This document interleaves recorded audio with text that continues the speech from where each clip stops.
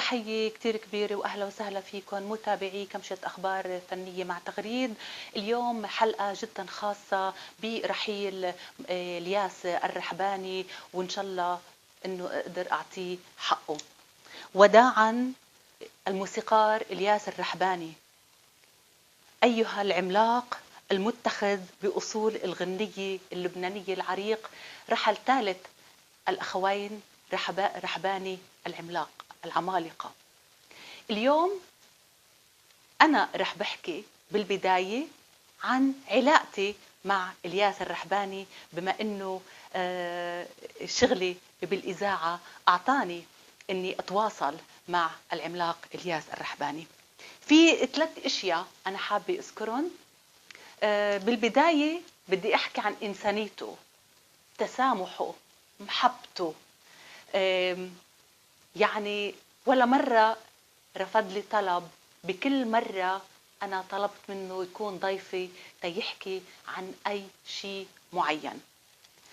ثالث شغلة، لما استضفته وكان محضر قصيدة تيرثي خيه منصور الرحباني برحيله، وكان شيء مؤثر جدا لدرجة إنه بكانا. أما ثالث شغلة ويلي كتير أنا بعتز فيها، لما بعت لي هالكتاب الذئاب تصلي من كتب الياس الرحباني، استضفته على الهواء، ناقشته بالكتاب يلي هو كتبه، وقديش كان رائع. ولو بتقروه تعرفوا عن شو أنا عم بحكي. هلأ أنا رح بترككن مع مجموعة من الفنانين والإعلاميين يلي عاصروا الياس الرحباني وكانوا أصدقاء لإله. رح بترككن تنسمعون مع سوا. برحيل الأستاذ الياس الرحباني أنا فقدت بي تاني لإلي. أنا معلقة فيه كتير، تعرفت عليه من أنا وصغيرة، يعني عمري 15 سنة تقريبا، وابتدى المشوار الفني. هو أستاذي الأول، وهو اللي عطاني الهوية الفنية، وأحلى أغاني عطاني وأحلى ألحان. يعني قد ما بشكره قليل على الأستاذ الياس. شو بدي خبر عن الأستاذ الياس وهالمشوار الفني الطويل من سنة 79-80 لهلأ. مثلت لبنان بألمانيا سنة 81، كنت هي بعدها بداياتي، كنت ولد يعني. ورجعنا أغنينا الأغاني الوطنية والأغاني العاطفية، وعملنا مسرح ومهرجانات. إنسان طيب، متواضع، مرن. يعني إذا شي شغلة ما عجبتني إن كان بالكلام أو شي، يسمع رأيي بالموضوع. وكان بنفس الوقت مرح كتير وعبقري، كان مبدع. يعني يعطينا هالألحان القريبة للناس، يعني ما في غنية غنيناها غير ما دغري الناس بتحفظها وبتحبها، قريبة للقلب وسلسة مثل شخصيته. يعني كيف رقصني دخلك يا حبيبي، أو وعدوني ونطروني، اشتقنا لك يا بيروت. والأغاني الوطنية مثل صبوا فوقك النار من قلب الدمار، لا تصدق يا وطني اللي صار. يعني كل هالأغاني اللي قدمناها بالحرب، صحيح إنه الحرب كانت قاسية وما خلتنا ننتج كتير، وكان هو حزين من هالناحية إنه عنده إنتاج كتير بس ما في مجالات، لأنه الحرب كانت كتير صعبة. أوقات ما نقدر نوصل للاستوديو لنسجل. وبنفس الوقت يعني هو عنده الوطن الرحابني، هو وطن الحقيقة والسلام والمحبة. يعني كان متضايق كتير من الحرب، فاجت هالاغاني تعبر عن انه بدنا السلام، قلنا اشتقنا لك بيروت واشتقنا للسهر. بالتسعينات يعني اجت هالشركات من بعد ما صار في سلم بلبنان، اجت الشركات الاجنبيه يلي شجعت نوع واحد من الفن، يلي هو الفن الشبابي الترفيهي. وما كان بدها انه تنتج اغاني مثل اللي نحن بنعملها الاستاذ الياس وانا. فهون كان حزين الاستاذ من ناحيه انه عنده غزاره بالانتاج وعنده الحان رائعه، بس بدنا منتجين يعني. فرغم كل هالاسى وكان حابب يضل بفرنسا، دائما قال لي يا ريت ضليت، لانه كان في شركات كبيره بدها تنتج له. قلت له معلش اعطينا لبنان هون، وكان فرحان باللي اعطيناه، بس بيعطي اكثر استاذ الياس. بقى والإنسان يعني الإنسان بيفكر إنه هالدنيا باقية وكل شي على الأرض باقي. هو الأشياء بتضل والإنسان بيروح بالنهاية. مرض أستاذ الياس حبيب قلبي، وبزعل لما إنسان كبير ومهم هالقد هالعمالقة كيف بتروح من هالدنيا. بقى سخن وشو بقول الله يرحمه. بحبك كتير يا أستاذ، والأسى الكبير إنه مات لوحده بهالمستشفى وما قدرت شوفه لقله لودعه يعني، ولا قدرنا نروح. بقول له الله يرحمك، انت ما بتموت، انت بتخلد بأعمالك، بس انا بشتاق شوفك يعني. وهلأ رح نكون مع الإعلامي أو الناقد الفني الدكتور جمال يوسف فياض. شو بتخبرني عن الكبير إلياس الرحباني؟ بصراحة بيعجز الواحد يحكي عن الياس الرحباني، لأنه الياس الرحباني كان قيمة موسيقية كتير كبيرة بالنسبة مش بس للبنان، للعالم العربي وللموسيقى العربية كمان، وتقربها من الموسيقى الغربية. يعني نحن اليوم إذا في حدا له فضل بإيصال الموسيقى العربية أو الشرقية إلى الغرب بطريقة سلسة وناعمة وجميلة، فبيكون الياس الرحباني واحد من الكبار ومن أوائل الناس اللي وصلوا هذا النوع من الموسيقى. الياس الرحباني كان صديق لكل الإعلاميين، لكل الصحفيين، كان شخصية كتير محببة. ما بحياته سكر بابه بوجه حدا، ما بحياته رفض يخدم حدا. ياما ناس طلبوا منه خدمات موسيقية وفنية واستشارات، كان دايما يكون جاهز وحاضر. أنا من الناس اللي بعتبر نفسي كان إلي الشرف وإلي الحظ أن يكون قريب منه لفترة طويلة، وأنه كنا أصدقاء ونتحدث باستمرار، إن عبر التليفون وإن عبر الزيارات وإن إذا كنا نلتقي بمناسبات عامة. أنا أكثر واحد مفجوع بوفاة الياس الرحباني ومنزعج من الموضوع، وبقول مثل ما ربنا أراد، يعني ما فينا نرد قضاء الله، لكن بالنهاية لما بيرحل إنسان عظيم وكبير مثل ياسر الرحباني أكيد بنزعل وبنتضايق، وبنتمنى أنه يا ريت عاش أكثر بعد ليعطينا أكثر وينجح أكثر ونستمتع بموسيقته أكثر.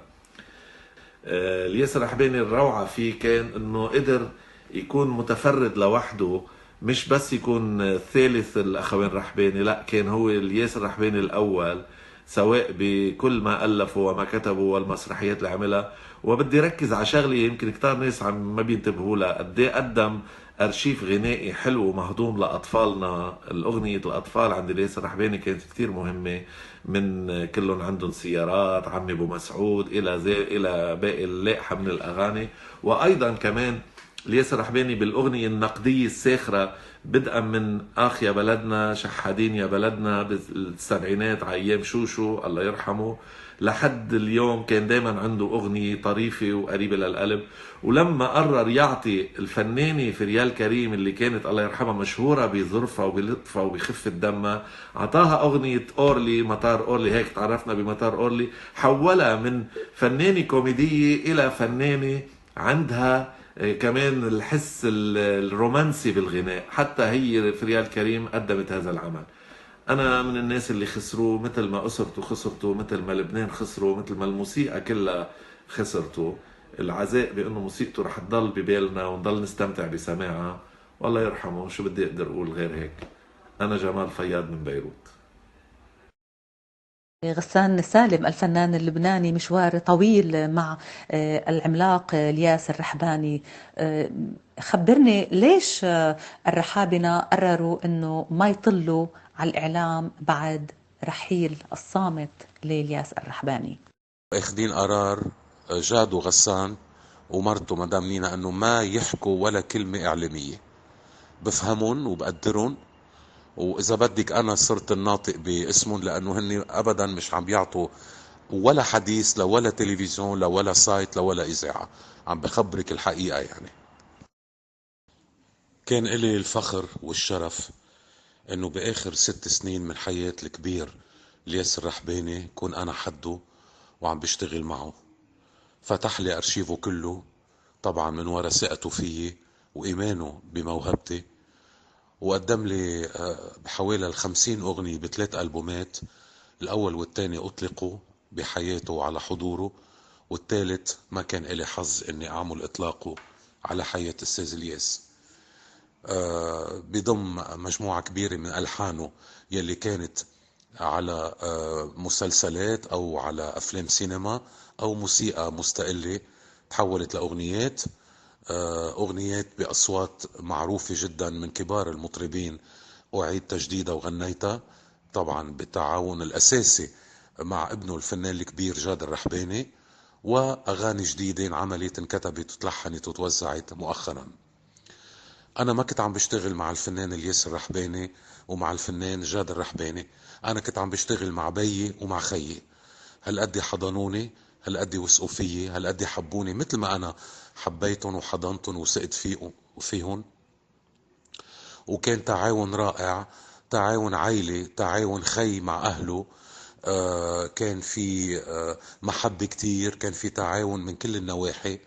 وأنا عملت من قيمة أستاذ الياس، وهذا الشيء بيعزيني إني كرمته بإني ما قبلت غير ما حط صورته على كفر الألبومات، ما قبلت إلا ما غني أغنية خاصة فيه قدمتها بإطلاق الألبوم رقم 2 بتحكي عنه وعن أعماله بحضوره وبوجوده، وكان جدا متأثر وبكي. وبذات الوقت هو كرمني انه حب يسمي هالمجموعة الالبومات الياس الرحباني يقدم غسان سالم، لانه قال لي انا عم بقدمك لاني انا بفتخر فيك.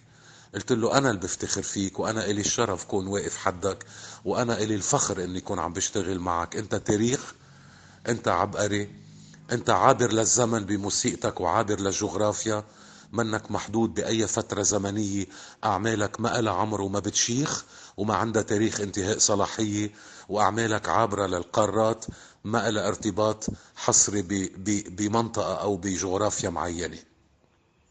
أستاذ الياس إضافة لعبقرته وموهبته الموسيقية، هو إنسان طيب جدا، هو إنسان خلوق جدا، إنسان مبتسم، متفائل، صاحب بسمة وصاحب نكتة، جدا لا يعوض، لا يعوض هذا الإنسان. وفضله علي لآخر يوم من عمري، والله يقدرني أنه ضل لآخر يوم من عمري أني كرمه وشيب سيرته وانشر أغانيه. الله يقدرني أنه لآخر يوم من عمري ضلني عم بحكي عنه وعم بنشر أغانيه وموسيقته. يقدرني أني أعمل ألبوم رابع وخامس وعاشر، عرف الجيل الجديد على موسيقى الياس الرحباني يلي ما بتشيخ وما إلها اكسبايري ديت، وارجع ذكر الناس اللي كان عندهم ذكريات وحنين لأغاني وموسيقى أستاذ الياس، ارجع ذكرهم فيها. هيدا إنسان كبير من بلدي، الدولة ما عرفت تكرمه مثل ما هي مقصرة بتكريم كل كبار لبنان يلي هن صورة لبنان الحقيقي، لبنان الفن، لبنان الثقافة، لبنان الحضارة، لبنان الرقي. بينما الدولة اللبنانية اهتماماتها أخرى ما إلها علاقة لا بالفن ولا بالحضارة ولا بالرقي، لا مع شعبها ولا مع فنانين الكبار. الياس الرحباني هو علم من أعلام لبنان، ما بيموت، موسيقته باقية محفورة بقلوبنا، وأغانيه يلي أغنى المكتبة الموسيقية اللبنانية بأهم الأعمال الموسيقية والغنائية والمسرحية. ألوف الأغاني لكبار المطربين والأصوات بلبنان والشرق العربي. عشرات الجوائز العالمية يلي حصد فيها جوائز ورفع اسم لبنان عالي وين ما كان بالعالم. حتى الإعلانات اللي كان يعملها، ألوف الإعلانات يلي بعدنا لليوم بنسمعها ونستمتع فيها، رغم إنه هي إعلان محصور ب30 ثانية، قدر ب30 ثانية انه يكتب كلام ولحن لمنتج عم يعمل له اعلان، ورغم انه اعلان يضل محفور بقلوبنا وبذاكرتنا. الياس الرحباني عشرات المسرحيات، اضافة لمشاركته بكل اعمال السيدة فاروز واخوته الكبار الاخوان رحباني، موسوعة كبيرة، اضافة ل3 كتب كتبها، إضافة له حضوره بغض النظر عن موسيقته وفنه، حضوره هو كشخص كان نجم بهضامته بفلسفته بحديثه بإطلالاته، فعلا لا يكرر. ورح يبقى على القليل بقلبي أنا محفور لآخر يوم من عمري، واشتغل لحتى أحمل رايته وعلمه واسمه وموسيقته وانشرها قد ما الله بيعطيني قوة، أنا طبعا وولاده وخاصة جاد الرحباني. وبإذن الله إطلاق الألبوم الثالث رح يكون كبير، احتفاء لذكراه. مرحبا، معكم سامي كلارك من خلال برنامج كمشة أخبار مع تغريد. إلي الشرف أن أطل عليكم اليوم وأحكيكم نكتة صغيرة عن علاقتي بالمرحوم الفنان الكبير ياسر رحباني. أنا بلشت معه سنة 1967 من خلال حفلة عم بقوم فيها. كنت بالجامعة السورية، كنت عم بعمل ثاني سنة بالحقوق، وانقطع الميكروفون كفيت الغنية للآخر. تعرفت عليه هونيك وعرض علي إنه روح مثل لبنان بمهرجان عالمي باليونان. أنا كنت حابب إنه كفي علمي بالجامعة، بس كمان هيدا كان موضوع حياتي ضروري اخد قرار فيه. اهلي ما كان بدهم اني كفي بالفن، كانوا يفضلوا انه العلم اهم. انا كنت شوف انه ممكن نعمل معادلة وتوازن بين الفن والمهنة يلي انا بحب امتهنها الى جانب الفن. قبلت انه اروح معه على اليونان، وكانت مسيرتي معه تقريبا 6 مهرجانات عالمية، وأنا كنت عملت 14 مهرجان عالمي. بال6 مهرجانات العالمية غنيت الأجنبي، كنت غني إيطالياني، فرنساوي، إنجليزي، وأكيد العربي. بلشت بالإنجليزي معه والفرنساوي، باليونان والبرازيل ومهرجان الثاني، لحتى وصلت لمهرجان 79 بمهرجان ألمانيا، وأخذت الجائزة الأولى بأغنيتي موري موري. من بعدها انتقلت للنمسا بالسنة اللي بعدها، سنة 81 وأخذت كمان جائزة أولى وتنويهية بمهرجان النمسا بغنيتين، موري موري وات أي نيد. بعدين كمان ببلغاريا سنة 82 فزت بالجائزة للكونسومو للشبيبة البلغارية، الجائزة الأولى، وبجائزة أفضل لباس. وبسنة 94 توجهت لكان بدعوة من الفيدوف لأستلم الأوسكار تروفي يلي هو عن الأغنية العالمية، كوني إنسان عربي بغني بعدة لغات أجنبية. مع ياسر رحباني كانت الحقيقة علاقتي معه علاقة خي كبير لإلي، مرشد وموجه لإلي بمسيرتي الفنية. وتعاوننا كتير بتقريبا 74 أغنية بين أجنبي وعربي، لوقت ما صارت نقلتي من الأغنية الأجنبية للعربية، كمان معه من خلال برنامج ساعة أغنية بعمان للأخوين رحباني. وهونيك تعرفوا أكيد الأغاني اللي انشهرت هي تامي على الأيام وتيك مي وذ يو، وبعدين اجت أمي تنرقص وغيرهم، يعني 74 أغنية تقريبا، معظمهم أخذوا نصيبهم من النجاح. علاقتي بقيت مع الفنان ياسر رحباني، وحافظت على كوني أنا بغني الأجنبي، وحتى انتقلت لملحنين غير الأستاذ الياس، مثل جوزيف حنا بأمرك حبيبي، مثل وحيد عزار بقلتيلي وبعتيني، وغيرهم. يعني عدد مجموع أغنية كلهم إذا بنجمعهم على بعضهم 854 أغنية. وبقدر أقول عن الياس إنه هذا إنسان خالد. الفنانين الكبار ما بيموتوا، وفعلا هيك عم بحس، أنه إلا ما تبقى ذكراهم من خلال أغانيهم بصوت المطربين وموسيقتهم العالمية، يلي كل العالم كان يحسب حساب. لما نروح نمثل لبنان أو الدول العربية بمهرجانات عالمية، كانوا الأجانب بيقولوا يعني يحسوا إنه في حضور لإلنا مميز، لأنه نحن كنا جسر بين الشرق والغرب. أنا بقول الله يرحمه للياس صديقي وخيي الكبير، وبشكركم كتير لهالطلة أنا وياكم، وميرسي كتير لتغريد وكمشة أخبار. إن شاء الله بهالحلقة المميزة يلي أنا خصصتها كرمال روح العملاق ياسر رحباني، قدرت إني اليوم أوفي حقه. بدي أشكركم، أشكر متابعتكم، كل الفنانين والإعلاميين يلي أعطوني من وقتهم وحبوا يحكوا عن عملاق كبير نحن مش رح ننساه، ورح يكون مدرسة يعلم بالمدارس، والعالم العربي والغربي ما رح ينسى. تحية لروحك الياس الرحباني، مش رح ننساك أبدا.